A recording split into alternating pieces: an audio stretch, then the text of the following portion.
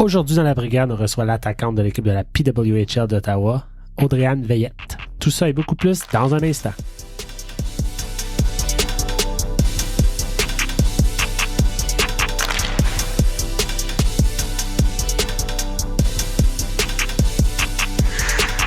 Bonjour tout le monde, bienvenue à la brigade. Je m'appelle Jean-Philippe Paul, en compagnie ce soir de Pascal Villeneuve, uniquement. C'est un tout. duo ce soir, Pascal. La brigade duo. Ouais, en stéréo, dans tes oreilles. J'aime ça. Prends la gauche, prends la droite. À gauche, pas à droite. Pascal, ma question de la semaine pour toi. Vas-y, Combien de matchs il reste à DJ Smith derrière le banc? c'est fini, terminé, capote. Il n'y a plus de match. Puis le match? Plus de match. Là, pendant qu'on enregistre, les sénateurs perdent 5-1 contre les Sabres de Buffalo, qui ont joué hier contre le Canadien. Les sénateurs se reposent depuis dimanche. L'équipe arrive et sort une performance comme ça contre deux rivaux de division à la maison. Comme je dis, combien il faut que j'en rajoute, là. Mais pas perdre 2-1 en prolongation, là. Le match n'est pas serré. Il y avait quand même eu un effort contre Détroit. Ils ont sorti fort, oui, absolument. Mais il y a quelque ils ont chose qui ne dominé. marche pas en défensive, là. Exactement. On donne des chances et des chances et des chances Puis de marquer. ça, c'est pas nouveau. Puis, je veux dire, Korpisalo contre Détroit, oui, il faut qu'il fasse plus d'arrêts. Je suis bien d'accord. Mais à un moment donné, quand il a fait 5 arrêts miraculeux, il ne va pas en faire 15. Mais moi, je l'ai dit aux derniers épisodes. On a mis beaucoup de blâme sur les gardiens de but depuis quelques années. Oui. Mais je pense qu'il faut regarder la défensive, là. Ah oui, non, c'est clair. Puis, moi, c'est assez, là. On parle de DJ Smith, mais moi, le doigt que je pointe depuis quelques années, c'est Jack Capuano, là. Comment est-ce que lui, qui est responsable de la défensive, est encore en place? L'équipe d'entraîneurs au grand complet, j'ai envie de te dire. Là. Oui. Sauf à un moment Daniel donné, Alfredson. on comprend que... Oui, non, ça, on ne touche pas. On touche pas à ça. Mais je comprends la relation DJ, de Pierre Dorion, blablabla, mais le doigt là, qu'on met sur le bobo, c'est la défensive. Puis le gars responsable de ça, il est là depuis quoi, à 5 ans? C'est assez. Si c'est pas Dorion, si c'est pas DJ qui part, ça prend... faut que ça change, là. Parce que les éléments sont là. OK, Artem Zub, il manque, mais je veux dire, est-ce que toute la défensive des sénateurs d'Ottawa repose sur Artem Zub? Je pense pas. Je pense qu'il y a assez de talent, puis il y a assez d'argent qui est donné à ces 6 défenseurs-là, ou les 4 premiers défenseurs. Do something. Tu sais, le mime du gars qui poke quelqu'un à terre avec son bâton, puis qui dit do something, là, ben, on est rendu là. Faut qu'il se passe quelque chose. Je vais apporter ton attention vers les Bruins de Boston. Non. On parle d'autre chose. Pas trop longtemps. Non, mais les Bruins de Boston, tout le monde disait « Hey, tabarnouche, perdu Bergeron. Hey, tabarnouche, tu sais, qu'est-ce que ça va donner? » Mais la défensive des Bruins roule au gaz. Puis leurs gardiens font le travail. Mais leurs gardiens font le travail parce que la défensive roule au gaz et vice-versa. Nous, nos gardiens... Montre-moi une bonne défensive, je vais te montrer un beau gardien. Font ce qu'ils peuvent. Exact. Et ça fait 5 ans que ça dure. Oui. Puis les Bruins, j'utilisais un peu la défaite. Ouais, mais regarde leur calendrier. Ils n'ont pas frappé des grosses équipes. Ben, Ottawa non plus, ils ne frappent pas des grosses équipes. Ils frappent des équipes de leur calibre. Ils frappent des équipes qui jouent 2 matchs en 2 soirs, puis sont chez eux. Wake up. On était le premier à dire le début de saison est assez avantageux pour les sénateurs. En plus, on joue souvent 100%. À la maison. Fait que, C'est-tu trop? Peut-être qu'ils ont besoin de s'en aller, passer à d'autres choses, partir de leur famille. Ben oui, je me le demande. Parce que veux pas, quand t'es à la maison, t'es pas avec les gars. Tu sais, tu finis ta pratique, tu t'en vas chez vous. Ben non, Pascal. Oui, c'est comme ça. Ça fait 4-5 matchs qu'on joue, là. On devrait être encore sur l'excitation puis le prime du début de saison. Oui, mais la cohésion puis la chimie d'équipe ensemble, là, je vais y aller avec camaraderie, là. C'est sans route que ça se passe. T'sais, c'est pas pour rien que dans le temps des playoffs, ils louaient un hôtel des années des Canadiens, là, puis ils gardaient tous les joueurs ensemble à l'hôtel. Ça crée une chimie d'équipe. On est rendu à se trouver des défaites comme ça parce que le plafond salarial fait qu'on peut plus rien faire. deux, on a l'impression qu'on va être pris avec ces coachs-là encore pendant 20 ans. Qu'est-ce qu'on peut trouver, là? Je sais pas, mais j'ai envie de passer aux nouvelles. Allons-y. On vous rappelle que la microbrasserie, le 5e Baron, va diffuser une partie des matchs des sénateurs à la brasserie. Donc, si vous voulez vous rassembler en groupe, en partisans, autour d'une bonne bière, c'est l'endroit dans la région d'Ottawa-Gatineau. Et tout ça en français dans le vieux Aylmer. Et d'une autre part, on vous invite à aller lire à chaque semaine un article nouveau de notre ami Stuart Sabourin au silver7cents.com. Pas certain de quoi Stu nous parle cette semaine. Il va nous dire ça. Ça va sortir jeudi, à chaque jeudi. Bon, Brady qui se bat. Il s'est dérinché l'épaule tantôt, puis là, il s'en va se battre. Puis ça? Brady. Ah, mon Dieu. Tantôt, il avait l'air de s'être... Bon, bravo, t'as gagné ton combat. Moi, je le même pas. Tantôt, il a frappé un joueur des Sabres, puis on dirait que l'épaule lui a débarqué. Là, il a tiré ses gants à terre, il a essayé de replacer son épaule, puis il a couru en arrière. Puis là, il est allé se battre. Ouais, mais c'est le même qui veut énerger. On peut pas y empêcher ça. Gars. Exact. Il reste 3 minutes, c'est 5-2. Sur ça, Pascal, oui. Qu'est-ce que tu as dans le warm-up ce matin? Dans le warm-up ce matin, cet après-midi, ce soir, on est intemporel. Exactement. On est tout le temps partout, en tout lieu. Donc, on commence avec une moins bonne nouvelle, avec une blessure à Artem Zub. Ça semble être sur le côté de la tête, l'oreille, quelque chose comme ça. Donc, on a rappelé JBD, un joueur que semble que personne dans la Ligue nationale voulait. C'est notre rappel. On pourra en reparler tantôt, mais moi, je pense qu'il y a un petit Maxence Guénette qui est plus que dû pour avoir sa chance. On a renvoyé l'expérience. Zach McEwen a été courte durée, quelques matchs, puis descendu à Belleville. Je crois qu'il a quand même bien fait à Belleville, là, de ce que j'ai vu, si c'est pas le but gagnant ou première étoile, où je pense qu'il y a eu quand même une belle performance là. Michael Andlauer était bien placé pour le voir parce qu'il s'est rendu justement à Belleville. Et ce soir, tout n'est pas noir, tout n'est pas perdu. Malgré la performance de l'équipe, on a commencé ça avec une célébration de Craig Anderson contre les Sabres, qui était sa dernière équipe qui il a joué, son dernier match avec qui il a joué contre les Sénateurs. Il a battu les Sénateurs. Donc, contrat d'une journée pour qu'il puisse prendre sa retraite en tant que sénateur. Et on aura sur Prime, Amazon Prime, en 2024, un documentaire de Chosen One sur l'histoire.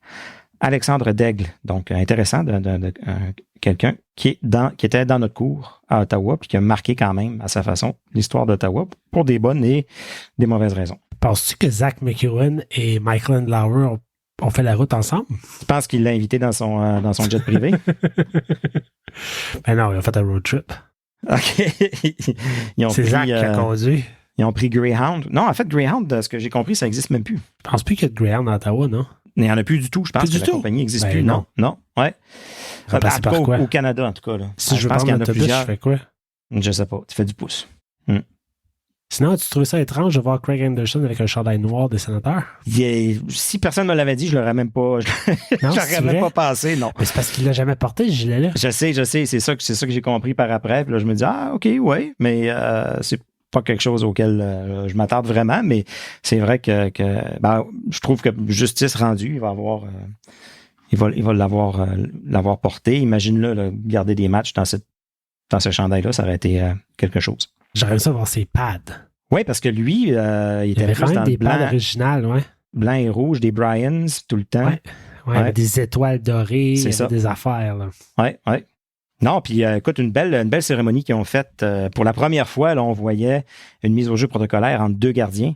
Fait que c'est vrai. C'était spectaculaire. J'ai trouvé ça vraiment, vraiment le fun. Écoute, une belle pensée, bien faite. On comprend que Craig Anderson a été important pendant une bonne dizaine d'années pour l'équipe, mais on sent que pour lui, c'était important aussi de venir prendre sa retraite en tant que sénateur, malgré qu'il a fait quand même plusieurs équipes. Fait que la relation est mutuelle, si on veut, l'appréciation est mutuelle. Ben, il a dit en conférence de presse, je n'annonçais pas ma retraite parce que je voulais l'annoncer en tant que membre des sénateurs. Ouais. C'était important pour lui. Fait que ça, je pense que c'est pour cette organisation-là qui nous a donné du pain sec depuis 5 ans. Oui. Puis là, ils font à ce niveau-là, au niveau du 2e étage, là, au niveau du... Toutes les choses se passent bien. Cette année, on peut rien dire. Honnêtement, vraiment. Là, on parle de Craig Anderson, Pascal. Oui. Toi, es-tu du camp... Je sais que tu en as parlé au 104.7, là. Es-tu du camp on le retire ou es-tu du camp on le met dans l'anneau d'honneur? Ah, écoute, c'est certain qu'il va dans l'anneau d'honneur au moins. Retirer son chandail, je trouve pas que c'est si tiré par les cheveux que ça. Moi, je vois pas un autre gardien de but arriver porter le 41 de toute façon. Fait que pour moi, ah non? Moi, je serais pas capable. Toi, moi, j'ai pas d'enjeu avec ça. Ça a été 10 années où il a été dominant, puis au niveau personnel, là, moi, avec Philippe, ça a été son gardien de but quasiment les 10 premières années où il a commencé à écouter. Je suis pas sûr qu'il se rappelle d'un autre gardien avant Craig Anderson. Ça a été son gardien préféré toute sa jeunesse. Fait qu'on a quand même un attachement envers lui. Okay. Fait que pour ça, moi, je verrais pas un autre numéro 41. Puis tu sais, je veux dire, OK, parce que là, les gens disent, OK, mais où est-ce qu'on met la barre? Si on retire son chandail, on va retirer le chandail à quel autre goaler? Ben écoute, l'équipe a une trentaine d'années, puis c'est le premier gardien qu'on a la discussion si on peut le faire ou si on peut pas le faire. Puis dans des bons arguments, tantôt, comme on disait, il n'y a plus de gardiens beaucoup qui passent 15 ans là, ou toute leur carrière avec une même équipe qui souvent justifie le retrait du chandail. 10-11 ans, là, je pense. Oui, c'est ça. Ouais. 2011 à, c'est ça, 2021, je pense, 2021, ouais. Moi, je me suis permis de faire un exercice parce que c'est une question qui a beaucoup été posée sur les médias sociaux. Est-ce qu'on le retire, est-ce qu'on le retire pas? Ouais. Et j'ai sorti les équipes un peu plus modernes de la Ligue. Parce que là, c'est sûr que ça va être les Red Wings, ça va être les Rangers, le Canadien. On est dans une autre ligue. On n'est pas là. Les Panthers de la Floride. En fait, non. Je vais commencer avec le Lightning de Tampa Bay qui est comme notre oui, le sort d'expansion, oui. Les deux seuls joueurs retirés par le Lightning sont le Cavalier et Saint-Louis. Oui. Ce qui fait du sens. Oui. Panthers de la Floride, on a retiré Roberto Luongo uniquement. Oui. Le Wild du Minnesota a retiré Mikko Koivu. Oh. Le Wild, qui est un peu plus jeune que les Sénateurs quand même. Oui. Le Blue Jacket de Columbus, on a retiré Rick Nash pour le meilleur et pour le pire. Oui. Les Prédateurs de Nashville, on a retiré Pekka Rinne seulement. Une équipe quand même jeune aussi qui n'a pas vécu grand-chose en série. Les Ducks/Mighty Ducks d'Anaheim qui ont retiré Timo Selänne, Paul Kariya et Niedermayer. Oui. On se souvient qu'ils ont gagné une coupe avec Niedermayer comme capitaine. Mm-hmm. Les Sharks de San Jose. Qui a été retiré à San Jose, Pascal? Bonne question. Pas Thornton. Non,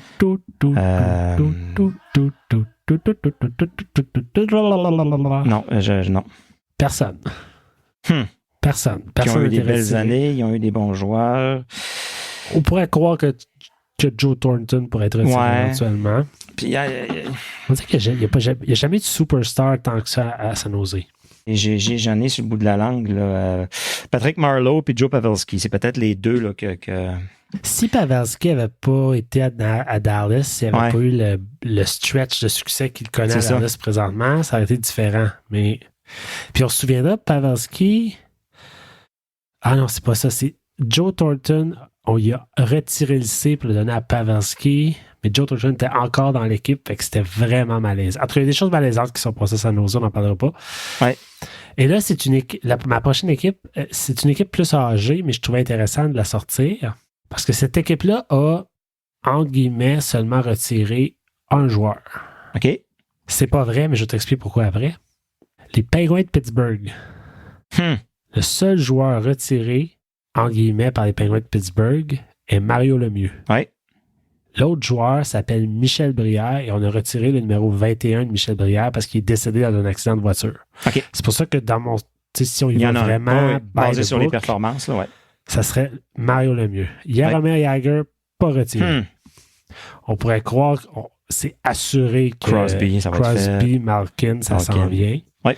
Le temps, probablement aussi. Ouais. Marc-André Fleury, une discussion à avoir à ce niveau-là.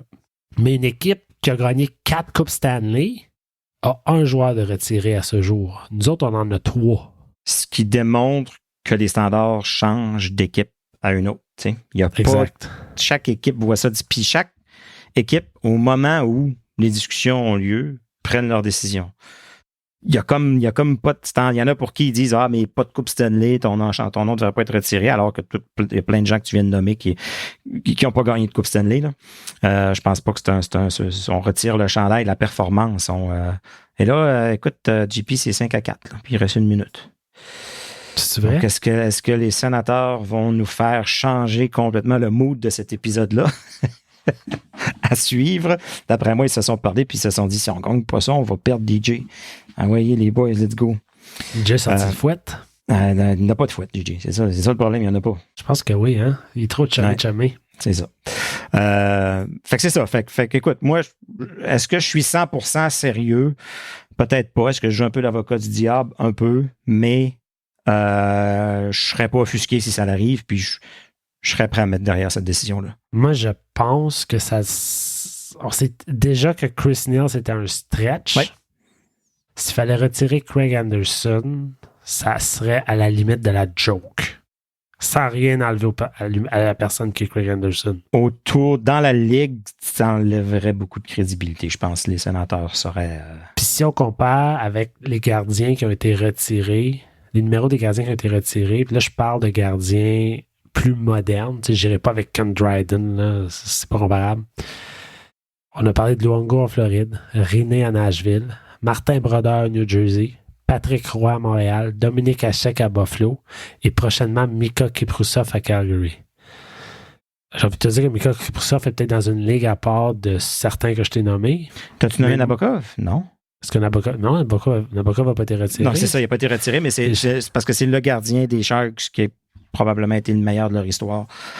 Puis il n'a pas été non plus. Je pense même pas qu'il y en ait question. Non, c'est ça. Est-ce qu'on retire un numéro parce qu'il a été le meilleur de notre organisation qui a été de nombreuses années médiocre? Ou est-ce qu'on retire un numéro parce qu'il a vraiment été... C'est du cas par cas. Dans une ligue à part de tous les autres joueurs qui ont joué pour notre organisation. Puis c'est quoi les critères? Les statistiques sur la glace? Implication dans la communauté? Est-ce qu'il faut qu'il gagne une coupe? C'est quoi les critères? C'est pour ça que je te dis, c'est du cas par cas. On s'assoit, puis à l'intérieur de l'équipe, on débat un peu comme on le fait là. T'sais. Mais Craig Anderson, c'est un stretch, là. Vraiment. L'élastique, elle pète. C'est un très bon gardien. Il était un excellent gardien pour cette organisation-là, mais il n'a pas eu il n'a pas été au niveau de ce gardien-là. J'ai plus de mots pour le dire, mais je ne crois pas qu'on doit retirer le 41.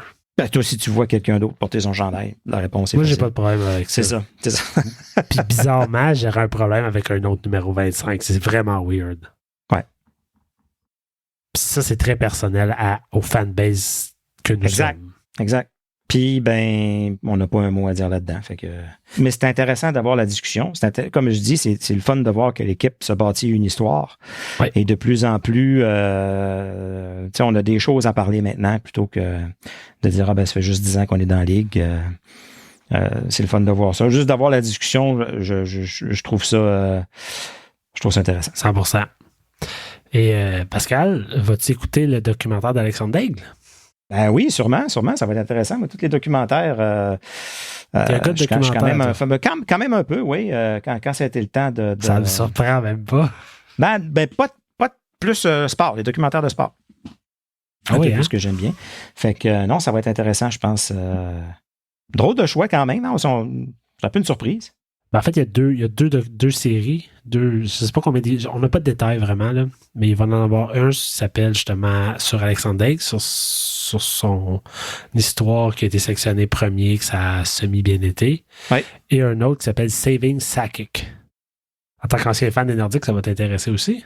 Oui, c'est quoi? Je comprends pas l'angle, par exemple, avec le nom. On parle de la fois où Joe Sakic, qui était agent libre, s'en allait signer, je crois, avec les Rangers et les Avalanches ont réussi à le ramener contre toute attente. C'est à moins de me tromper, c'est exactement un épisode de Lancer compte avec Pierre Lambert qui est en train de signer pour les Rangers, puis blablabla, puis finalement, non, il signe. Je pense qu'il s'est passé Il y aurait Exactement vraiment un podcast à faire sur l'ancien compte. Ah oui, et demande s'il faire y en a des pas un, là. comparatifs entre ce qui se Ah, c'est passe plein. dans l'émission Puis et dans la de vraie vie. quoi c'est inspiré dans la Ouais. vraie vie. Oui, presque tout, hein? Presque tout est inspiré de... Si tu cherches un projet de fin de semaine, Pascal, là. C'est bon. Cool. J'ai commencé à l'écouter avec Philippe, on a C'est vrai, il aime 3 ça? épisodes d'écouter. Correct, oui. Correct? Ouais. Mais tu sais, c'est les premiers épisodes, tu sais, fait que pas encore tout à fait embarqué. ouais. Le premier épisode, quand il joue avec Mercure au C'est ça. hockey dans la rue, à sa Ouais. job de livreur, là. Oui, c'est ça, le sac de chips, puis ils sont à la boutique de Marussia. Bien, j'ai hâte d'arriver à la fameuse... Suzy Sacrament. Suzy Sacrament. La fameuse scène où, comment il s'appelle, le coach, Mercier, rentre dans la chambre, puis fait comme ça, j'étais un écœurant. Un chien sale. Je pense que c'est le prochain épisode qu'on va écouter. On dirait ce qu'on voudra, là. Jacques Mercier, c'est quand même un personnage vraiment intéressant à suivre. Avec son fils, quand il amène son fils dans le vestiaire. Jimmy. Et là là. Moi, dernier commentaire, si on ferme la parenthèse, l'ancien compte à jamais. Non, on va en reparler à prochain épisode. Quand ils ont fait les nouveaux épisodes, les nouvelles saisons. La reconquête ou quelque chose de même. Là. Ça me fatiguait tellement parce que les gilets, les chandails du National de Québec étaient vraiment beaux. Mais toutes les chandails des autres équipes avaient l'air de sortir d'un vieux magasin de sport. C'était n'importe quoi. Dans les anciens, le clash était moins là. Ça avait plus l'air égal. Ouais. Mais dans les nouveaux, à un moment donné, juste contre les sénateurs d'Ottawa, puis genre, les numéros sont juste en blanc, puis tu vois que ça a été comme... Tapé quasiment. Quasiment, là. Fin de la parenthèse. Bon. Sur ça. Finalement, filet désert de Buffalo. Mauvais jeu de Sanderson, mauvais jeu de Timmy. La rondelle est sortie et c'est 6-4. On nous annonce dans 1 heure que DJ Smith n'a plus de travail. Oui, après sa conférence. Et vendredi, quand vous allez nous écouter, vous allez rire de nous autres ou vous allez nous trouver basement. C'est ça. Sur ce, on vous présente l'entrevue qu'on a réalisée un peu plus tôt avec la joueuse de l'équipe qui n'a toujours pas de nom de la PWHL d'Ottawa, Audrey-Anne Veillette. Elle avait un nom. Donc, Audrey-Anne Veillette, vraiment intéressant. Vraiment une bonne personne, une belle personne, belle personnalité, une tête sur ses épaules, qui s'exprime bien. Si vous avez le moindre intérêt là, vers la PWHL, écoutez ça. Je pense que ça va vous vendre là, pour de bon. Et voilà. Donc, elle a été sélectionnée par l'équipe d'Ottawa lors du repêchage de la nouvelle PWHL. Audrey-Anne Veillette est avec nous. Audrey-Anne, bienvenue à la brigade. Comment ça va? Bonjour, ça va bien. Merci de l'invitation. Ben, ça fait plaisir. Je vais commencer avec les choses sérieuses. Et je m'excuse d'aller là, mais je me sens un peu moins mal parce que maintenant, je sais que tu as été repêché par Ottawa. À la fin de ton parcours universitaire, on va en parler plus tard, mais tu as joué avec les Carabins de l'Université de Montréal. Tu as signé un contrat avec la Force de Montréal. Oui, exactement. Ça, si je ne me trompe pas, c'est genre en mai, ou en tout cas au début de l'été. Oui, c'est ça. Ça tourne autour de ça. Oui, mais ça ferait du sens, mais... Puis j'ai envie de dire que vers la fin de l'été, ils vous ont annoncé que c'était la fin de la Ligue et la fin de la Force de Montréal. Ouais. Tu pourras me donner des détails, peut-être que je n'ai pas tous les infos, mais tous les contrats ont été terminés à ce moment-là. Exactement. J'ai envie de te demander comment est allé ton été? C'est un été, disons, assez un roller coaster, là. Je sais pas si c'est français, une montagne russe. Une montagne russe. C'est ça, ça a commencé avec un beau moment, ma signature avec la Force, j'étais super contente. Puis après ça, dans le fond, le 30 juin, on s'est fait annoncer que tous nos contrats étaient arrivés. OK. Ouais, c'est ça, j'ai failli la prendre sur Twitter, là. Ah oui, rendu là. Ouais. C'était quasiment ça. Ouais. T'as été signé pendant plus ou moins un mois et demi, là, si mes calculs sont bons. J'ai eu le temps de l'écrire sur mon LinkedIn pendant 2 mois. C'est ça. C'était pas mal. Oh my God. Parce que pendant ce temps-là, dans le fond, vous apprenez ça, là, avec une nouvelle équipe, vous apprenez que finalement, tous les contrats sont annulés. Y avait-tu des rumeurs? Est-ce que ça circulait, qu'il y avait peut-être d'autres choses qui s'en venaient? Ou ça a vraiment pris tout le monde par surprise, hein? Mais en tout cas, moi, j'avais aucune idée. Nous, on n'avait aucune idée. On avait déjà commencé nos activités d'équipe. On allait dans des festivals, on faisait des apparitions publiques. en équipe. Fait que nous, on n'avait vraiment aucune idée. Puis moi, cette soirée-là, je m'en allais me coucher. Puis j'aurais dû aller me coucher finalement. J'avais passé une meilleure nuit. Fait que non, c'est ça, puis on l'a appris. Puis dans le fond, c'est Kevin qui m'a appelé. Puis si c'était pas de lui, moi, je l'apprenais sur Twitter. Je suis quand même contente. Kevin Raphaël. Le Kevin Raphaël, notre président de l'équipe. OK, parfait. Lui, dans le fond, c'est mon ami un peu dans un sens. Fait qu'il m'avait comme appelé pour me le dire avant que justement je l'apprenne sur Twitter. C'est un peu plate d'apprendre cette nouvelle-là comme ça. Ben oui, c'est clair. Est-ce que lui t'a invité sur son podcast? Non, pas encore. Non? Ah, fait qu'on est meilleur que Kevin Raphaël. Super, good. Fait que c'est une bonne pratique ici après ça. Ouais, croise mes doigts. Pour aller là-bas. Cool. Fait que c'est ça. Puis le 30 juin, c'était ça. Puis ensuite, c'est ça. Dans le fond, je me suis blessée quelques semaines plus tard. Après ça, je me suis repêché. Fait que ça a bien fini l'été, disons. Là. C'est ça. Ben c'est ça. C'est pour ça que, comme je te disais tantôt, je me sens un petit peu moins mal de te le ramener. Ouais. Mais sur le coup, ça devait être abominable. Ouais, c'était difficile. Ouais. On avait aucune information. C'était plus ça qui était difficile. On n'était pas capable de... Tu peux pas prendre une décision. Moi, j'avais déjà déménagé. Ah oui? Oui, j'ai déménagé à Laval parce que, c'est censé... Le centre d'entraînement est là. C'était à la Place Belle, c'est ça? Exactement. Sûr, hein? Ouais, OK. Ouais. Fait que c'est ça. Et ça nous a pris par surprise, mais c'est dans ces moments-là qu'il faut vraiment que tu y ailles une journée à la fois, puis t'as pas vraiment le choix parce que t'as aucune information. Puis vous n'entendiez pas parler qu'il allait y avoir une nouvelle ligue, c'est ça. Là. Comme pour vous, c'était juste la fin, puis qu'est-ce qui va se passer après ça? Parce que des fois, on sent ça venir, ou on a des rumeurs, ou ça discute, mais comme je disais tantôt, je pense que tout le monde a été comme pris. Ils ont vraiment bien caché leur jeu, puis ils ont vraiment annoncé ça quand c'était prêt. Là. Je pense que c'était un petit groupe de personnes qui savaient, puis ont peut-être signé un document de confidentialité. Non-disclosure, oui, c'est ça. Exact, puis nous, on n'avait vraiment aucune idée. Ouais. OK. Parce que en tout cas, de ce que j'ai lu, et ce que j'ai entendu, j'ai l'impression que il y avait eu des rumeurs longtemps, parce que, tu sais, on sait, il y avait 2 ligues, il y avait la PHL et la... Oui, PHF, puis l'association des joueurs de PWHPA. Je pense que ça faisait quelques années que, dans le fond, la PWHPA essayait de partir une ligue, ça fonctionnait jamais. Puis la PHF, ça faisait quoi, 8 ans qu'elle fonctionnait, puis ça allait bien. Puis la force qui était toute nouvelle aussi, là. Ouais, ça faisait 1 an que j'étais jointe. Ouais. L'équipe de Toronto qui avait joint quelques années plus tôt, en tout cas, mes souvenirs sont bons, là.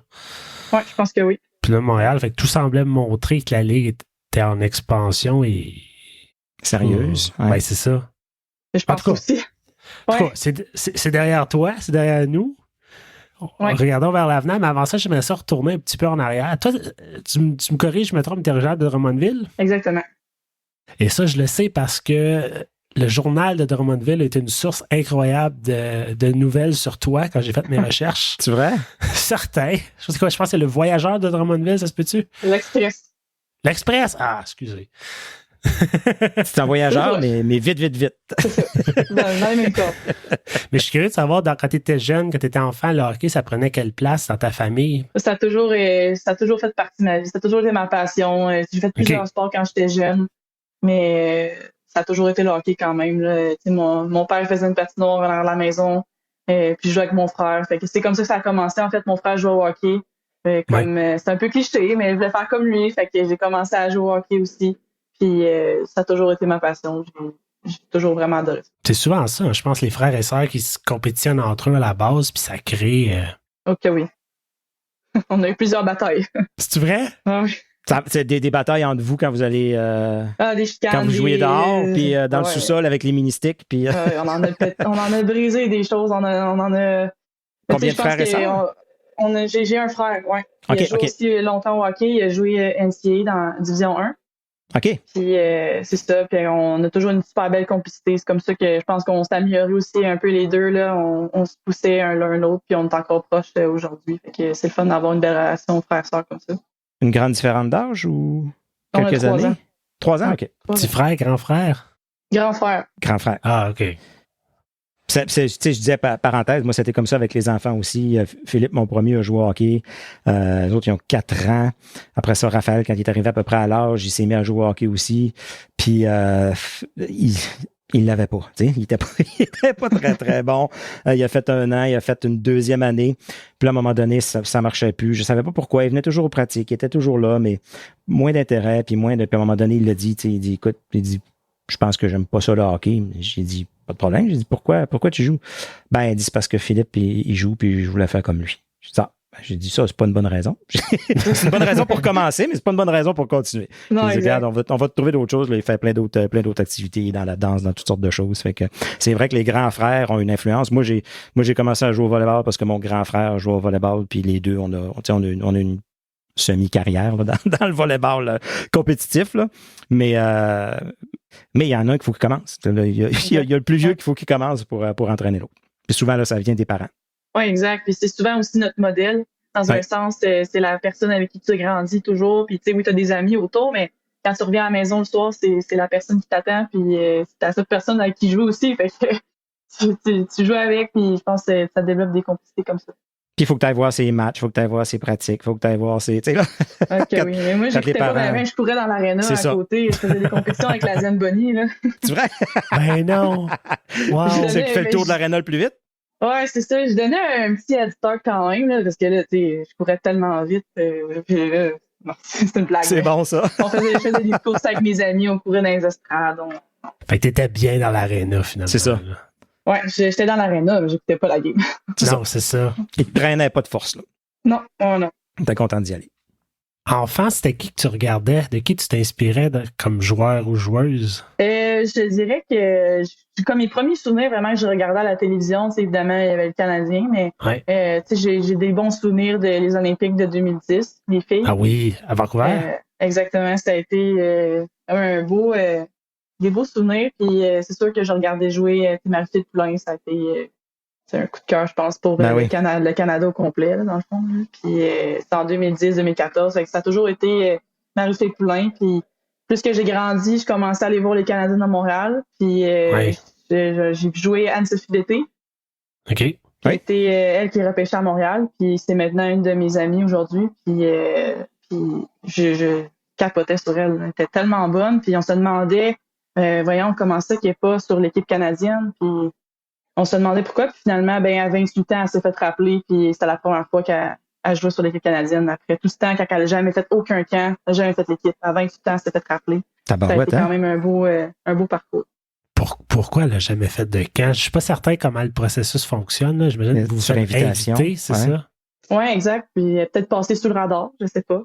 Elle jouait avec la Marie-Phil Poulin sur sa ligne. Je pense que je ne sais pas combien de points qu'elle a fait, là, mais c'était hallucinant comment que ces deux-là ils fonctionnaient ensemble. C'est ça qui est plate un peu, c'est qu'avant, le seul objectif, le plus gros objectif, c'était l'équipe nationale, mais il y a 20 joueuses qui peuvent y aller. C'est tellement contingenté, c'est tellement difficile.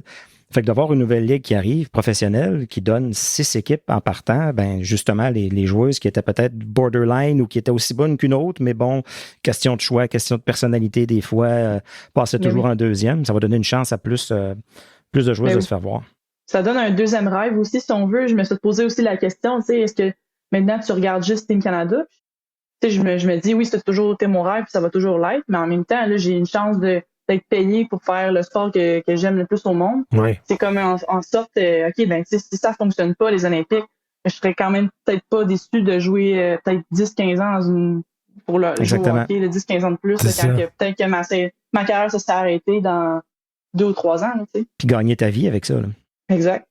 Audrey-Anne, tu as joué, comme on l'a dit tantôt, tu viens de finir, est-ce qu'on peut dire ça, ta carrière universitaire avec les Carabins de l'Université de Montréal. Parenthèse, tu as, comment je pourrais dire ça, tu as battu un record de buts pour les Carabins, pour la Ligue. Est-ce que c'est ça? Est-ce que c'est pour l'équipe? La Ligue, j'avais pas battu. J'étais à 2 buts de battre celui de la Ligue. Quand même. L'équipe, je l'ai battu. Félicitations. Merci. Fait qu'on te demandera pas ta force. Je pense qu'on vient de la découvrir. OK. J'ai un bon lancer. Une scoreuse. OK. OK, mais lancer, c'est bon, mais si tu avais à te décrire comme joueuse de manière générale, comment tu dirais ça? Et je dirais que je suis une joueuse assez complète. En fait, je prends autant que j'aime ça scorer des buts que j'aime ça ne pas m'en faire scorer. Fait que je prends vraiment fierté aussi côté défensivement. Puis je pense que je peux jouer sur n'importe quel rôle dans une équipe.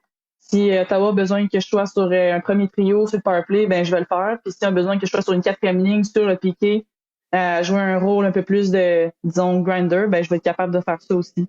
Goaler? Grinder.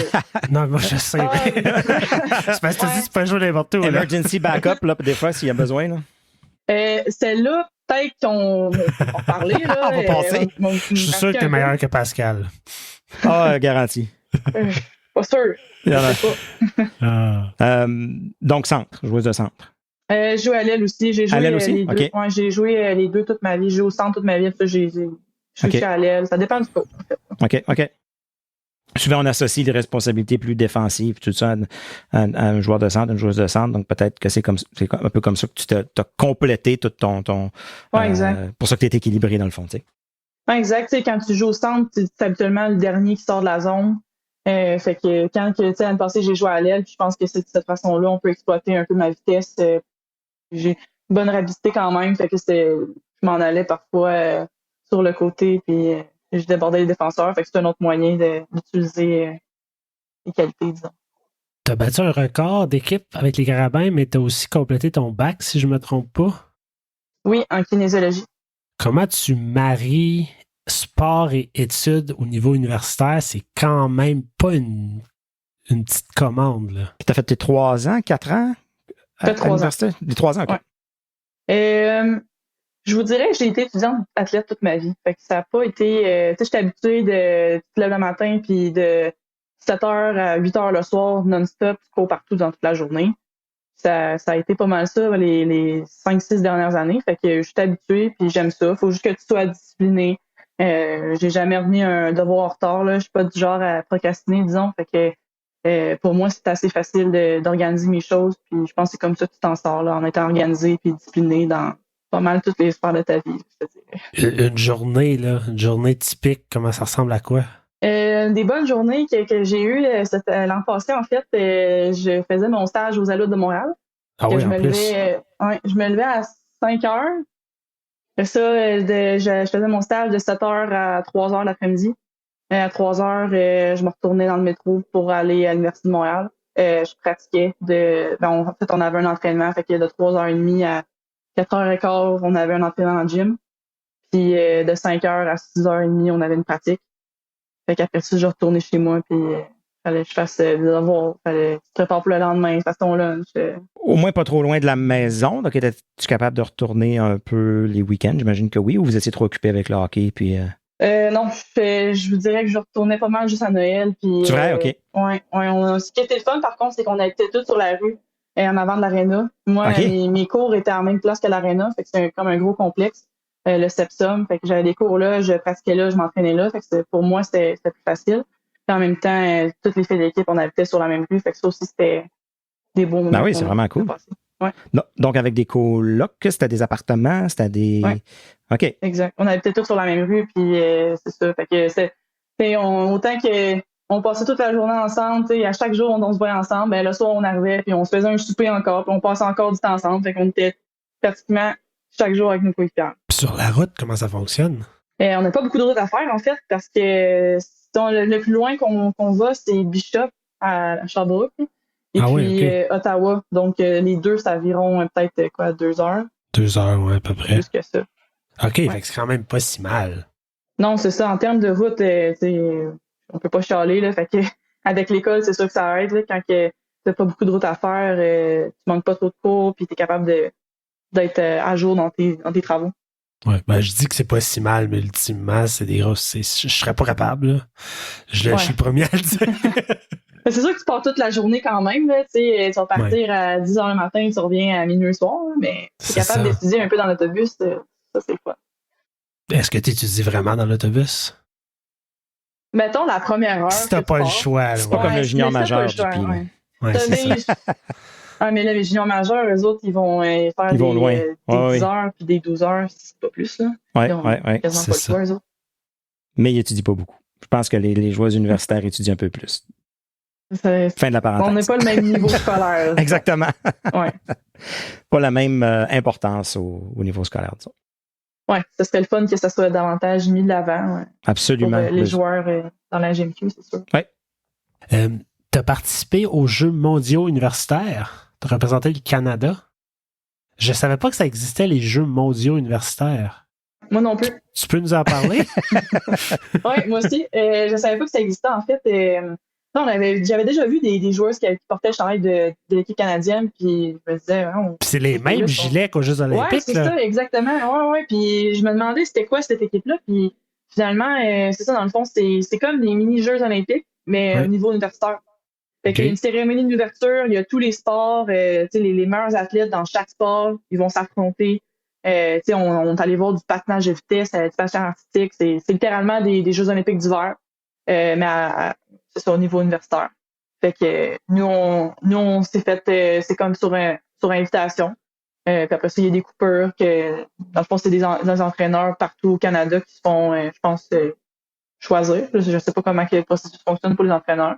Mais ensuite, les entraîneurs vont contacter les joueuses, puis il y a des coupeurs, puis c'est ça. Dans le fond, moi, j'ai été choisie. J'avais été choisie aussi ma deuxième année, mais ça a été annulé à cause de la COVID. Ouais, on était censé aller en Suisse. Fait que, non! Ouais, ça aurait été le fun. Ça aurait été le fun d'aller en Suisse dans le temps de Noël. Hein. Fait que c'est ça. Puis après ça, on est allé à Lake Placid. C'était super le fun. On a gagné quand même assez facilement tous nos matchs, mais c'était une belle expérience. Ah oui, le calibre est pas, je veux dire, vous étiez assez dominante, si je peux dire. Ah ouais, ben c'est dans le fond, les autres pays ont commencé au hockey féminin, c'est en développement, disons. Oui. Puis les États-Unis, elles, c'était toutes les filles sauf Division 1. OK. Fait que c'était Division 2 puis Division 3. Donc, elles étaient bonnes, mais c'était pas les meilleures joueuses universitaires américaines. Ça aurait fait une grosse différence. Pourquoi? Est-ce que tu sais? Sont où les joueuses? Je sais pas. Peut-être que les équipes les libèrent pas. C'est ça. Ouais. Parce que j'ai l'impression que le hockey dans l'université américaine, c'est quand même un peu plus, je dirais, intense, ça se peut-tu? Je sais pas. On entend université américaine, on est comme, ça a l'air si t'es en Division 1, là, le sport universitaire, c'est énorme. Puis c'est pour tous les sports. Ça va même jusqu'au triathlon. Ou c'est suivi vraiment par la ville, la communauté autour. Là.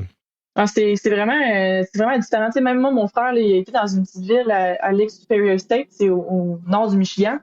Puis, la ville est au complet sur l'équipe. L'aréna est plein, puis c'est juste la ville. C'est une toute petite ville, mais c'est partout comme ça, dans chaque équipe. Mettons, le hockey féminin va jouer le vendredi soir, ben les étudiants ils viennent, tout le monde vient. Nous, c'est un peu différent, on dirait. L'Université de Montréal, combien d'étudiants? 50 000 étudiants. Il n'y a pas 50 000 étudiants présents à nos matchs. Hein. C'est ça. Versus une école de 2000, qu'ils vivent juste là, puis il n'y a rien autour, ben c'est la seule chose à faire, ils vont aller les encourager. On dirait que c'est juste différent comme mentalité, je pense. Oui. Je me souviens, j'ai fait mon bac à l'Université d'Ottawa, puis je me souviens pas d'être allé voir un événement sportif des GGs, c'est ça. Ouais, le sentiment d'appartenance, c'est peut-être différent. Je saurais l'expliquer. Ouais. Il y a quelque chose quand même que quelqu'un a fait quelque part qui a vraiment créé un engouement qui a marché. Puis je serais quand même curieux d'en apprendre plus sur ça. Il y a peut-être quelque chose à apprendre justement parce que là, on va y revenir tantôt, mais la PWHL qui arrive dans 6 villes se doit de créer un engouement, se doit de continuer. Ils l'ont déjà fait, ils l'ont déjà bien fait, mais il faut que ça continue, tu sais. Fait que ça va être ça, c'est un travail qui va jamais se finir, j'ai l'impression. Déjà qu'on a vu des ligues féminines faire faillite ou être vendues. Fait que le défi est là aussi. Là. Mais oui. Puis on peut tellement s'inspirer de modèles ailleurs. Il y en a plein partout. Là, si on regarde le football du Rouge et Or, c'est un bon 18 000 personnes. Puis tu regardes le football américain Division 1, c'est 75 000 personnes. Là. C'est certain qu'on n'est pas dans les mêmes villes, peut-être. C'est pas les mêmes, mais quand même, on peut sûrement apprendre de ces gens-là qui ont réussi à remplir des stades comme ça. Puis le Rouge et Or est une exception. C'est un des seuls stades, seules équipes universitaires qui remplit autant. Peut-être les Carabins un peu qui commencent à compétitionner, mais sont presque uniques là, au Québec. Oh, les Carabins, je vous dirais que ça tourne autour de 5 000 peut-être. OK. Puis c'est assez récent. Oui. Mais le stade n'est pas dans la même grosseur non plus. Fait qu'elle peut pas accueillir 18 000 personnes. Non, c'est ça. Mais ouais. On a parlé de la PWHL, on va en parler. Est-ce qu'on peut parler du repêchage? Ben oui.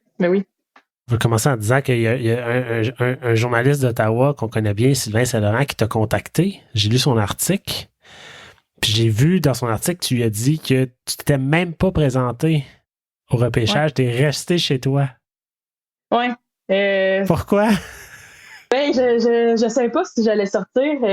Ma situation est un peu différente en ayant ma blessure.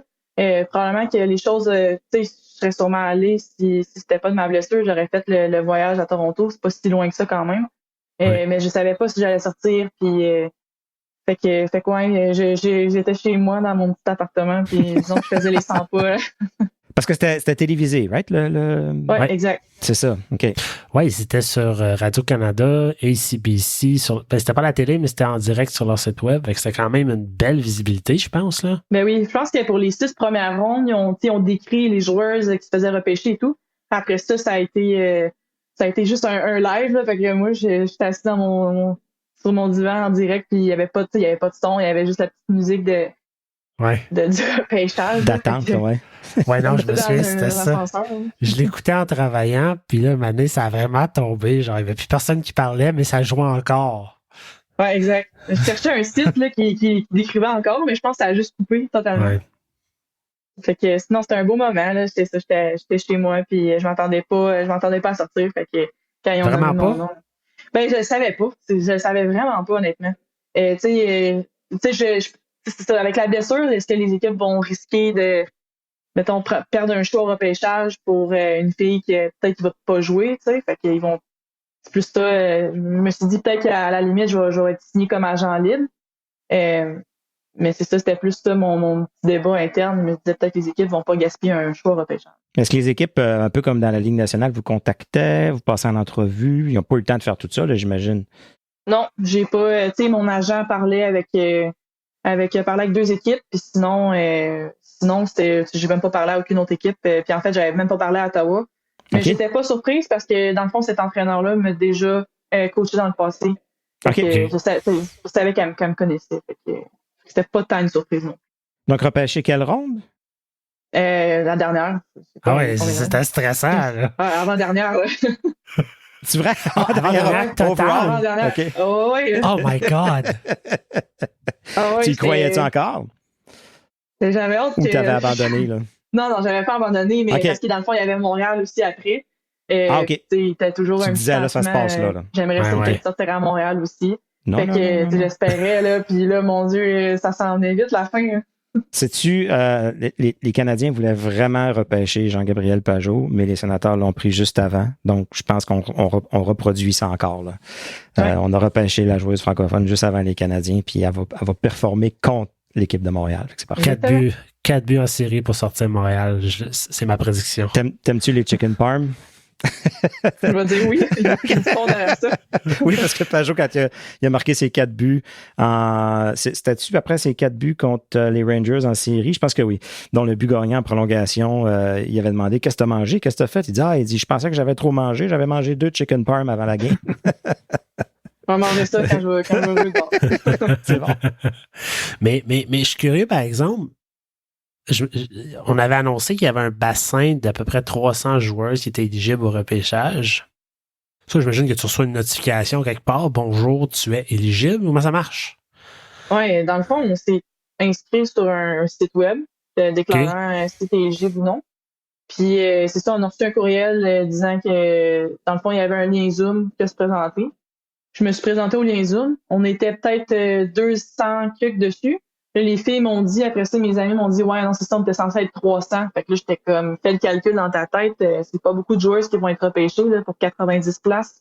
Il y en a 300, puis peut-être plus. C'est ça. Fait que, quand j'ai vu ça, j'ai fait, OK, tu sais, ça va être difficile, là. Je veux dire, c'est les meilleures joueuses de hockey au monde, puis il y en a beaucoup, là, des excellentes joueuses de hockey. Ouais. Moi, je veux juste avoir un moment pour le moment où la personne X est sur mute, puis là, les 200 personnes, ils disent en même temps, t'es sur mute. Le moment qu'on a tous vécu en rencontre, là. 10 fois par jour. Je pense que c'est pas arrivé. Les gens étaient assez. Tu veux être low profile, là, tu mets ton son en mute, ta caméra à off, puis. C'est vrai, OK. Non, c'est ça. Non, ça s'est pas passé comme ça. C'est bon. Après que tu te sois fait annoncer, que tu te sois fait repêcher, on sait, chaque équipe a signé 3 joueuses, je les appelle pilières pour chaque organisation. Est-ce qu'il y a quelqu'un d'Ottawa qui t'a contacté? Comment ça s'est fait? Oui, tout de suite après l'annonce, en fait, Brian Jenner, c'était une des premières personnes qui m'a écrit. Là. Je dirais que mon sel a assez explosé. Ouais. Puis je regardais mes messages, puis c'était vraiment comme la 3 ou 4e personne qui m'a texté directement après l'annonce. Fait que j'étais super contente. Puis Emily Clark aussi m'a écrit après ça. Fait que j'étais super contente. Ça, c'est des filles que tu connaissais déjà ou? Oui, en fait, Emily Clark, j'ai été co-chambreuse avec elle dans un camp équipe canadienne. Pas cet été, l'été passé. Puis c'était vraiment drôle, mais on a connecté ensemble, on est devenus super bonnes amies. Puis c'était drôle dans le sens qu'on dirait que j'étais une version d'elle en plus jeune. Tu vois? OK. Ouais, on se ressemblait, on était pareils, on avait pas mal les mêmes valeurs et tout. Donc quand j'ai su qu'elle était à Ottawa, puis là, quand j'ai su mon nom sorti là, j'étais super contente parce que je voulais la retrouver, puis j'espérais jouer avec elle. Puis Brian Jenner veut pas, c'est quand même... Elle a une histoire, elle a un vécu. Tu sais, oui, on parle beaucoup de Marie-Philippe Poulin, mais il n'y a pas que Marie-Philippe Poulin. Tu sais, il y en a d'autres qui ont eu tellement qui ont laissé tellement un héritage sur le hockey féminin canadien, sur l'équipe canadienne, dont elle, je pense, en fait partie aussi. Mais oui. C'est une pionnière, là depuis, je peux même pas te dire depuis combien de temps elle est là. J'ai envie de dire que je l'ai regardée à 2010 aussi, aux Jeux olympiques de 2010. Je pense que oui. Je pense que oui, fait que, tu sais, ça fait des années qu'elle fait ça, puis d'avoir quelqu'un aussi, une vétérane comme ça, qui fait partie de l'équipe, je pense que pour des jeunes comme moi qui rentrent, c'est certain que c'est bénéfique. Puis si tu avais à analyser un peu, là, mettre ton chapeau d'analyste, l'équipe d'Ottawa, tu la décrirais comment cette année? Avec ce qui a été repêché, en fait, tous les joueurs qui sont invités au camp d'entraînement. Ouais. Je dis joueur depuis tantôt, mais il faut vraiment que je dise joueur, je suis désolé. C'est joueur avec un E. Ouais, c'est ça. Mais c'est joueuse, ouais, joueuse. C'est joueuse. Ouais. Pascal. Je dirais qu'il y a une bonne partie d'entre elles que c'est des joueuses qui viennent de l'Europe. Ouais. L'entraîneur a été coaché quelques années en Europe. Fait que je pense qu'elle a amené une couple de ces joueuses qu'elle connaissait bien. En République tchèque, si je ne me trompe pas. Ouais, exact. Je pense que ça tourne autour de ça. Puis, fait qu'il y en a une couple que je connais pas, bien honnêtement, mais il y en a aussi plusieurs autres que j'ai déjà joué avec sur l'équipe canadienne quand on était au moins 18 ans puis au moins 22 ans. J'ai envie de dire qu'on est quand même jeunes. Les filles que je connais, on est pas des joueuses de 30 ans, disons. Fait que j'ai envie de dire qu'on est un peu plus jeunes que peut-être la moyenne, mais en même temps, j'en ai une bonne partie que je connais pas non plus, fait que de celles que je connais, mais je pense qu'on est talentueuses, d'avoir une joueuse comme Daryl Watts, une marqueuse de but pure. C'est quand même un talent rare, fait que je pense que je suis contente de l'avoir de mon côté. Donc, tu l'identifierais comme quelqu'un à surveiller un peu Ah, clairement. On peut pas recevoir la rondelle tout seul dans l'enclave. C'est sûr qu'elle va compter. OK. Puis est-ce que vous êtes déjà vu un peu, rencontré, ou il n'y a pas encore eu vraiment rien d'équipe, là, de meeting d'équipe ou de rencontre? On n'a pas encore eu de rencontres d'équipe. On a reçu, on s'est fait communiquer beaucoup de choses par les entraîneurs et tout. Je sais qu'il y a d'autres équipes qui ont eu des rencontres d'équipe et tout. Moi, je pense que ça va s'en venir d'ici quelques jours. Là. Le camp d'entraînement est quand même dans 3 semaines. Ils vous ont donné la date, quand est-ce qu'il faut que vous soyez là, vous soyez arrivé, puis tout ça. Est-ce que j'imagine tu dois te déménager, tu dois t'installer à Ottawa ou tu peux voyager? Exact. J'attends un peu les informations sur la suite des choses dans mon cas. Il faut qu'ils fassent les règles sur les joueuses blessées à long terme et tout. Oui. Donc, c'est vrai. Oui, exact. Fait que moi, ma situation est un peu différente. Là, je connais même pas les dates exactes des coupures de l'équipe parce que comme j'en fais pas partie, je fais pas le camp d'entraînement. Fait que c'est ça, j'attends plus d'informations de mon côté, en fait. C'est ça, j'allais te demander comment, on n'en parlera pas trop, mais tu t'es blessé, là, t'es en réhabilitation. Comment ça se passe? Ça se passe bien. C'est sûr que c'est une bonne blessure, donc je prends mon temps, on y va une journée à la fois, puis quand je vais être prête pour venir, c'est pour ça que je suis contente aussi qu'Ottawa m'a choisi avec cette blessure-là. Je vais avoir une place pour faire ma réhabilitation, puis d'avoir d'avoir un bon encadrement, en fait. Là, c'est vraiment mieux que juste rester ici, puis aller voir le physio une fois par semaine. Là. Fait que non, je suis vraiment reconnaissante. Parfait. Ben oui, tout à fait. C'est vrai ce que tu dis. Tu parles d'Ottawa là, depuis tantôt, mais qu'est-ce que tu connais d'Ottawa? Oh. Je suis curieux de t'entendre. Je suis allée quelques fois pour les Alouettes contre les Red Black d'Ottawa. Fait que ça, je connais bien le stade. C'est un beau stade. En fait, je pense que c'est le plus beau stade. Puis vous allez jouer pas loin de là. Fait que ça, c'est le fun aussi. En fait, on joue au même complexe. C'est ça, on joue c'est au ça. Complexe. Ouais. Exact. Je pense que c'est un gros complexe, puis je pense qu'on va jouer à la même place. Fait que c'est sûr que moi, je vais aller voir des games de football. Je suis une fan de football, fait que c'est sûr que... cool. C'est sûr que je vais aller là. Sinon, je suis allée à Ottawa, tu sais, quand même, quelques fois dans ma vie pour des tournois de hockey quand j'étais plus jeune. Ah oui, OK. Est-ce que tu as patiné sur le Canal Rideau? Je pense pas. Non? Oh. OK. Bon, ben, faut que tu fasses ça. L'hiver prochain, t'as pas le choix. Ouais, t'as pas le choix. C'est ça, ça va être dans ma bucket list. Dans les 3-4 jours qui est ouvert maintenant, là. C'est ça. L'année passée, je pense qu'il n'a pas été ouvert. Je pense qu'il n'a pas ouvert de l'année. Ouais, c'est ça. Ah, Puis manger une queue de castor, ça, t'as pas le choix. Fait que mets ça sur ta bucket list, règle ça tout de suite en arrivant. Ben, en tout cas, quand il va être gelé. Au mois de février pendant 3 jours. C'est ça. Ouais. C'est quoi tes prochaines étapes, toi, en ce moment? Là, je sais que c'est vraiment, on attend de voir ce qui va se passer. Ouais. Comment tu vis ça? Ça doit être un peu stressant, je sais pas. Une blessure, ça affecte le physique, mais ça affecte le mental aussi. Ça te met dans une espèce de no man's land où comme tu nous décris, t'es pas trop certaine. Est-ce que du côté mental, ça va bien ou? Oui, je vous dirais, je suis pas trop stressée, là, dans le sens que moi, je vois une journée à la fois, puis je veux dire, je fais tout ce que je peux de mon côté pour que ma blessure se guérisse le plus rapidement possible. Puis, tu sais, à la fin de la journée, c'est comment mon corps va réagir, comment que mon corps va guérir. Si ça fonctionne, ben tant mieux, je vais tout avoir fait. Puis si ça fonctionne pas, ben je vais tout avoir fait quand même. Ça prendra plus de temps. Fait que moi, je veux vraiment une journée à la fois. Puis ça, je suis pas stressée. Là. Je pense que la vie fait bien les choses. Je pourrais pas être plus reconnaissante en ce moment de me faire repêcher avec une blessure. Je pense que ça arrive pas souvent. Fait que non, je suis juste reconnaissante. Puis je vais tout faire pour revenir le plus rapidement possible. En guise de remerciement à Ottawa. À Ottawa, on a Mark Stone qui a été repêché en 6e ronde, un des derniers exactement parce qu'il avait un historique de blessure. Puis, à moins de me tromper, il était blessé pendant... Ça avait retardé son développement un peu. Fait que les sénateurs avaient pris une chance sur lui. Ça lui a pris un petit peu plus de temps à se développer. Puis finalement, il est gagnant d'une Coupe Stanley puis capitaine de Vegas. Fait qu'on s'attend à rien de moins. Ouais. La pression. Capitaine vous autres, vous n'avez pas une idée du nom ou du logo? Non, rien pas tout. Hein? Puis essaye pas, là. En toute honnêteté, j'ai vraiment aucune idée. J'ai appris comme vous sur Twitter aujourd'hui le nouveau logo de la Ligue. Oui, qui est violet avec le W et les bâtons qui font une mise en jeu. C'est ce qui a été dit. JP, c'est notre designer maison. Fait que qu'est-ce que t'en penses, JP? Thumbs up, thumbs down? Non, je l'ai aimé. Oui? OK. Oui, j'ai bien aimé. C'est bon. Puis tu sais que vous allez... Là, si on suit aux médias sociaux, l'équipe d'Ottawa va être rouge. Ben là, selon les icônes de Twitter. C'est ça, exact. Moi, c'est ça que je me dis. Rouge d'après moi. Mais vous savez... J'étais content. Mais tu sais rien de plus que ça, là. Honnêtement, je sais rien de plus. Vraiment. Il n'y a pas comme un en-tête quand vous recevez des courriels. Ben, c'est rouge. C'est OK. C'est rouge. Fait que je me dis peut-être que... je m'imagine qu'on ne sera pas jaune là, si on en soit tout en rouge. Non, c'est ça. C'est ça. C'est ça que je me dis aussi. Non, mais moi, ça m'intrigue parce que le mois de janvier va arriver vite en tabarnouche. Là. Ben, moi aussi, là, on est 24 octobre, mais je me dis, ils ont sûrement des choses plus importantes à régler que les couleurs d'équipe, mais il me semble que c'est important quand même là, d'avoir un nom d'équipe, des chandails, que les gens achètent des chandails. Ben ça, c'est l'autre affaire. Exact.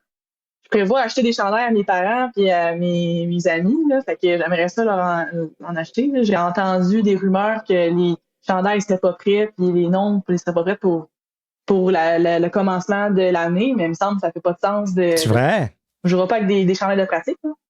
Ben écoute, tranche d'histoire, quand les sénateurs sont arrivés dans la Ligue, le centre Canadian Tire était pas prêt, ce qui était le centre Corel dans le temps. Fait qu'ils ont joué, c'est une année au complet, JP, dans le TD Place. Avant, c'était le centre civique qui appelait ça. Là. Fait qu'ils ont joué une année complète de partie de la Ligue nationale dans le centre civique qui à ce moment-là, il avait même pas été rénové. Il a été rénové depuis. Là. Fait que c'était... Fait que des fois, ça arrive que tout est pas prêt, là. Je pense qu'il me semble sur un bord du centre civique, il y a une partie de la glace que tu voyais pas. Si je me souviens bien. Ça se peut. Il y avait quelque chose de même, là. C'était niaiseux. Mais j'ai l'impression... On dirait que c'est comme tellement arrivé sur un cheveu sur la soupe, cette ligue-là. Puis là, ça a pris des proportions. Je ne sais pas jusqu'à quel point tout est fait un peu au fur et à mesure. Victimes de leur succès un peu. Ils se mettent à avoir besoin de dealer avec des choses qu'ils pensaient peut-être pas rapidement. Je pense que c'est quand même important de bien réfléchir à un nom d'équipe. Tu sais, tu veux représenter la région, tu veux représenter la ville, tu veux représenter tout ça.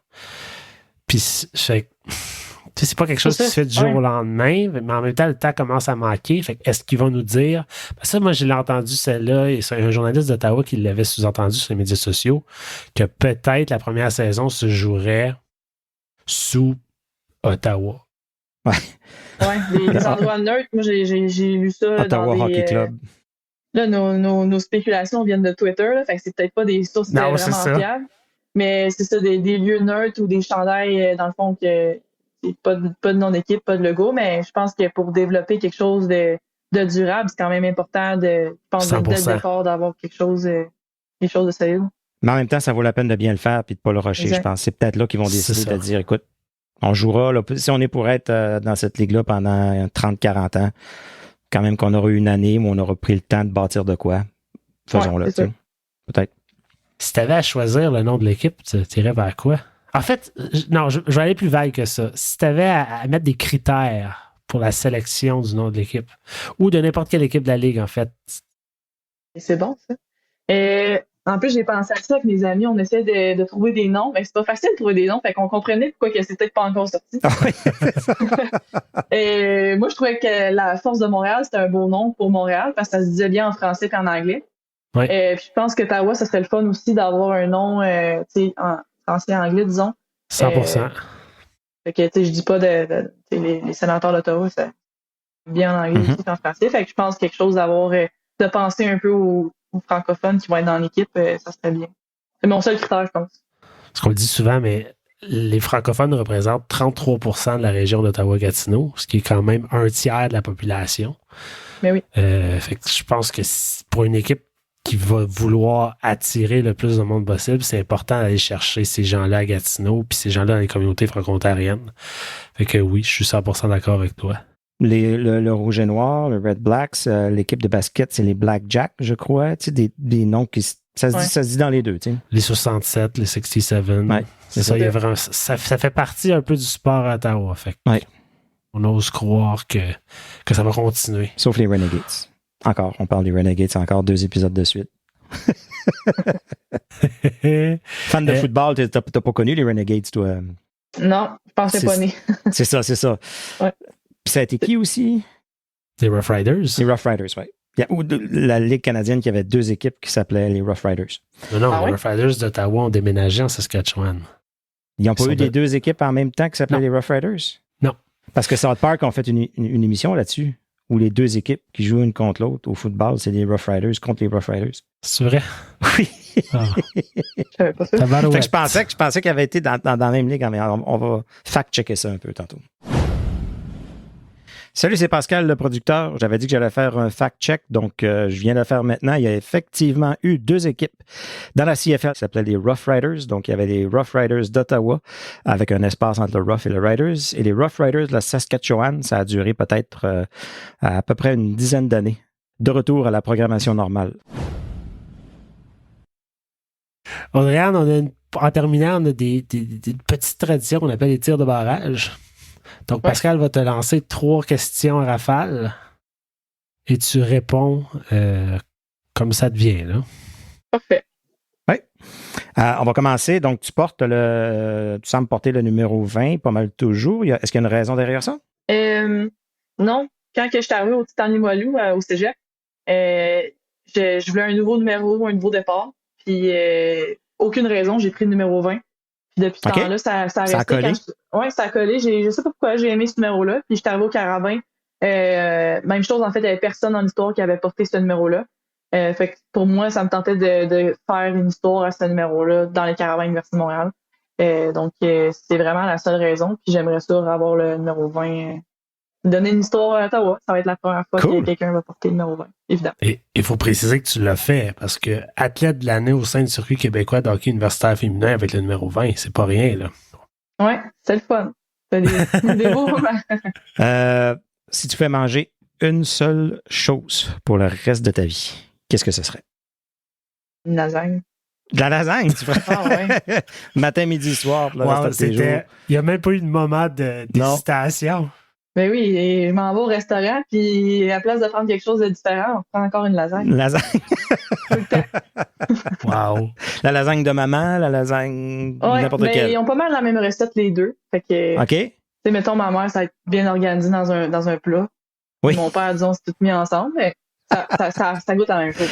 OK. Cool. Puis, as-tu un restaurant à nous suggérer où est-ce qu'on peut manger une bonne lasagne? Moi, c'est plate un peu comme réponse, mais normandin, ils font tellement de bonnes sauces à spaghetti. Oui, absolument. Non, j'ai jamais vraiment mangé dans les restaurants de Montréal. Des grands restaurants, Restoria, Trattoria italien, là, whatever. Là, c'est ça. Faudrait que j'essaye ça, en fait, avant de partir. Là. J'ai 3 semaines. Là. Faut que j'aille. Cool. Puis, dans ta longue mais jeune carrière en même temps, est-ce que tu as un de tes plus beaux souvenirs à partager? Je vous dirais de mettre le chandail de l'équipe canadienne pour la première fois. Oui, hein? C'est toujours cliché, mais tu réalises quelques années plus tard, quand tu essaies de faire l'équipe nationale, puis c'est difficile, comment que c'est dur de porter ce chandail-là à nouveau. Fait que tu repenses à ces moments-là, puis tu te comptes vraiment chanceuse de l'avoir mis, puis ça te donne une petite motivation pour continuer à travailler. C'est une belle réponse. Cool. Ça. Oui. C'est très réfléchi. C'est très. Oui. Ah non, écoute, on a quelqu'un qui a une tête sur les épaules, qui s'exprime bien, parle bien, puis tu sais, consciente que, écoute, la chance qu'elle a un peu, la chance que tu as eue d'être repêché, même en étant blessé, mais en même temps, on comprend que tu as l'air d'avoir tissé des liens avec plusieurs personnes, plusieurs joueuses qui ça sert aujourd'hui, peut-être sont venus te chercher parce qu'ils te connaissent bien, ils connaissent la personne que t'es, la qualité de personne que t'es. Donc, non, on est vraiment, vraiment content de t'avoir parlé. Puis, nous, on avait déjà un certain intérêt vers cette ligue-là, mais d'avoir pu te parler aujourd'hui, là, je pense que ça augmente de beaucoup notre excitation à ce que ça commence, puis de voir ça sur la glace. Ben merci, c'est gentil. Puis, n'hésite pas à nous envoyer un message. Si jamais tu cherches une place de lasagne à Ottawa, on va essayer de t'arranger ça. Y a-t-il des Normandins à Ottawa? Non, il n'y en a pas. Ah, Gatineau, peut-être? Malheureusement, non plus. Non, ça arrête où, Normandin? Il n'y en a pas à Laval ou Montréal? Je connais pas ça pendant tout. Normandin, c'est Québec. C'est Québec. Oui, Drummondville. Et alentour, c'est ça. Exact. Un bucket list pour ouvrir un Normandin à Ottawa. OK. Voilà. Good. On va les trouver comme on cherche un commanditaire, ça va être eux autres. Ah, c'est ça. Et voilà. Vandriane, merci beaucoup pour ton temps. Merci beaucoup d'avoir accepté notre invitation. C'était vraiment le fun de te rencontrer. Puis on te souhaite le meilleur des chances, du succès à n'en plus finir pour le reste de ta carrière. Bien, merci, c'est gentil. Merci de l'invitation.